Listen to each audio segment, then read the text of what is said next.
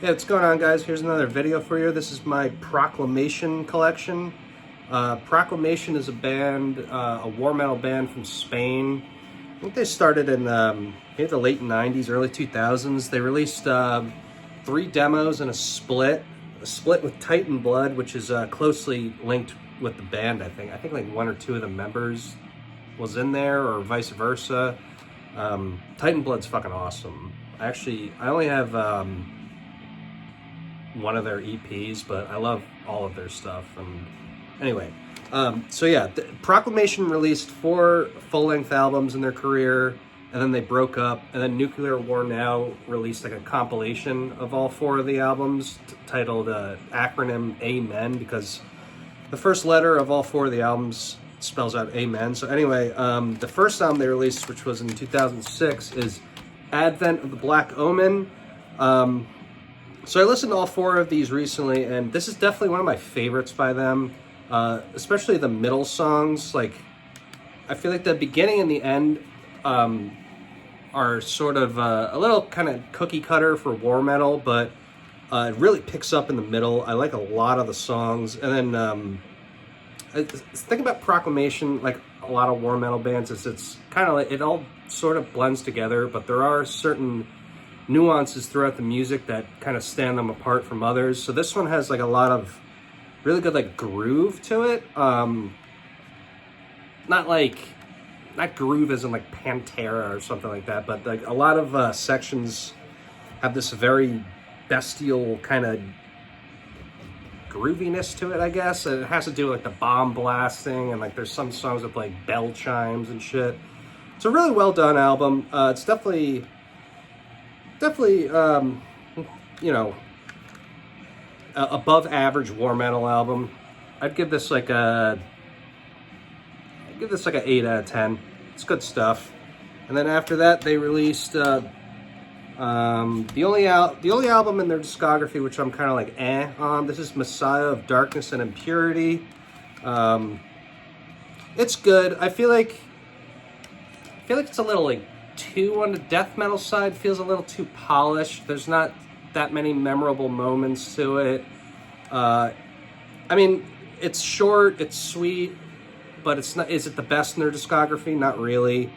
It's probably the worst, but it's still. I would still give this like probably like a 6.5 out of 10. It's good. It's definitely not one I reach back for in their discography. And then after that is Execration of Cruel Bestiality. I got this used actually at a local record store a couple years ago. Yeah, this album's great. This is definitely their best. The production is just completely feral. The vocals are just insane. And you know, it's a lot of blasphemy worship, obviously, but there's also some like Beherit worship in there. There's not a whole lot that makes them stand out from like the whole blasphemy, Beherit, like kind of OG war metal band camp. But as in terms of like these 4 albums that I'm talking about, this one's definitely the best. It's definitely the most memorable.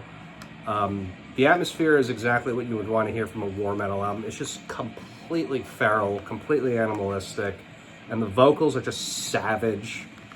As opposed to on here, like they're good, but they're kind of like forgetful. Like I said, a little bit too much death metal influence, I guess. And it's a bit crisper on the production, which on here it's like kind of more compressed and like, at least for me, what I would ideally like to hear in war metal. So this is their best. I'd give this like an 8.5 out of 10. And then the last album they released is Nether Tombs of Abaddon. Very good album. I think it's like just under Advent of the Black Omen, whatever. But yeah, it's a very solid album. Again, the vocals are really good.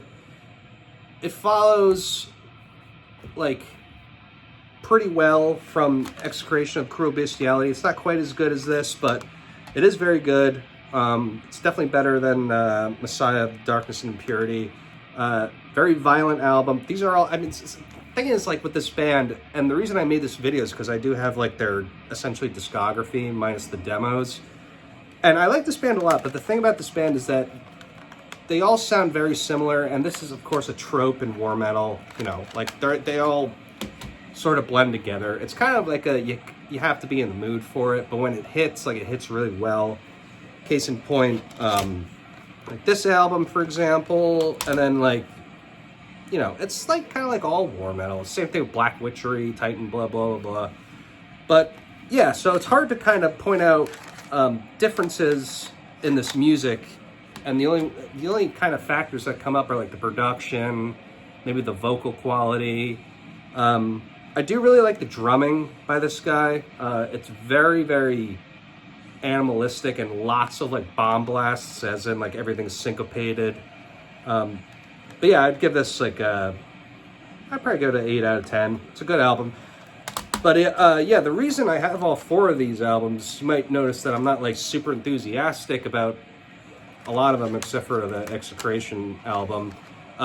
Yeah, my band did like a trade with Nuclear War Now like years ago, and I just picked all 4 of these up because I was like, why not? Might as well give these guys a shot. And it's definitely good stuff. Is it my favorite war metal? No, I'd definitely reach for like Thoribos, Titan Blood, Black Witchery, Truppensturm, Blasphemy, Beherit, like, you know, the early stuff. But yeah, it's solid stuff. So if you like war metal and for whatever reason you haven't checked these guys out, definitely do it. It's worth it. But I'm sure most war metalers are already familiar with the band. But anyway, that's my review of Proclamation. Hope you guys enjoyed it, and I'll see you on the next one.